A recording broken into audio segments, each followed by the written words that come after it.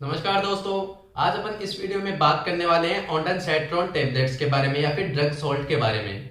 दोस्तों, जो ऑन्डेनसेट्रॉन होता है ये एक ऐसा ड्रग सॉल्ट होता है जो कि अपनी बॉडी में जब कभी भी नोजिया या फिर वोमिटिंग का मन हो, नोजिया मतलब जी मचलाने का मन होने लगे, या फिर वोमिटिंग उल्टी आने का मन हो, या फिर उल्टी आ रही हो, तो उस कंडीशन में ये वोमिटिंग को रोकने के लिए एकमात्र ऐसी दवा है जिसको यूज में लिया जाता है। दोस्तों, जब कभी भी अपनी बॉडी में सीरोटोनिन नाम करके एक केमिकल कंपोजिशन होता है, तो इसकी एक्टिविटी जब इंक्रीज हो जाती है अपनी बॉडी में, तब अपने को नोजिया वोमिटिंग की फीलिंग्स आने लग जाती है।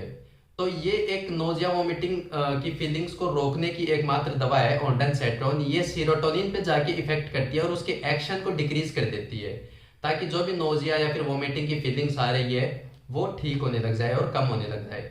तो इस दवा को मेनली उल्टी या फिर जी मचलाने का मन हो उनको ठीक करने के लिए यूज में लिया जाता है ऑन्डेनसेट्रॉन को।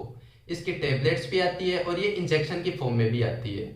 मेनली तो जब कभी भी अगर किसी के कैंसर की वजह से रेडिएशन थेरेपी चल रही हो या फिर कीमोथेरेपी चल रही हो, तो उसकी वजह से वोमिटिंग आने के या फिर नोजिया के चांसेस बहुत ज्यादा होते हैं। तो उन कंडीशंस में उन पेशेंट को ऑन्डेनसेट्रॉन इंजेक्शन या फिर ड्रग देने के लिए इनको यूज में लिया जाता है।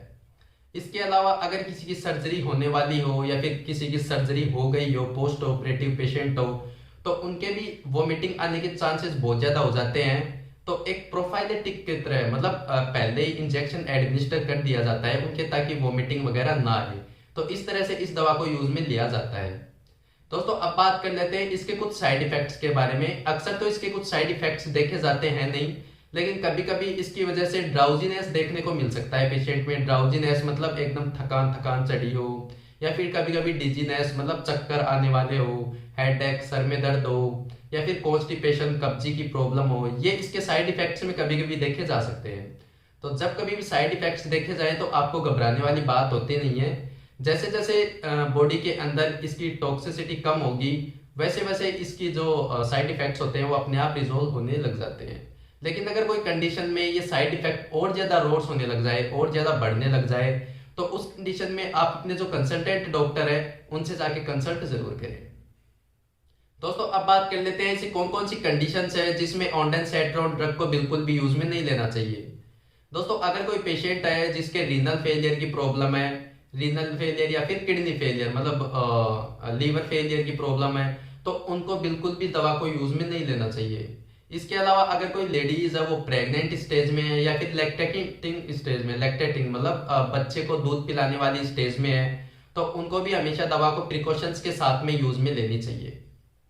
दोस्तों, जब कभी भी आप ऑन्डेनसेट्रॉन ड्रग को यूज में लो और लेते ही आपकी बॉडी में बार बार स्नीजिंग छींके आने लग जाए, पूरी बॉडी रेडनेस होने लग जाए, आंखों से आंसू आने लग जाए, या फिर म्यूकस का फ्लो होने लग जाए नोज से, तो उस कंडीशन में आपको समझ लेना चाहिए ये जो दवा है आपकी बॉडी में हाइपर सेंसिटिविटी रिएक्शंस कर रही है।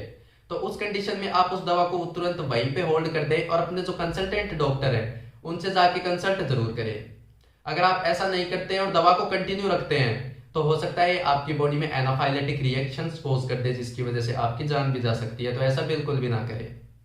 दोस्तों, दवा को हमेशा डॉक्टर के परामर्श से यूज में ले, डॉक्टर के प्रिस्क्रिप्शन से यूज में ले, अपने आप से बिल्कुल भी यूज में ना ले। दोस्तों, वीडियो थोड़ी भी इंफॉर्मेटिव लगी हो, थोड़ी भी नॉलेजेबल लगी हो, तो वीडियो को लाइक एंड कमेंट जरूर कर दे। चैनल को सब्सक्राइब करना ना भूलें। Thank you.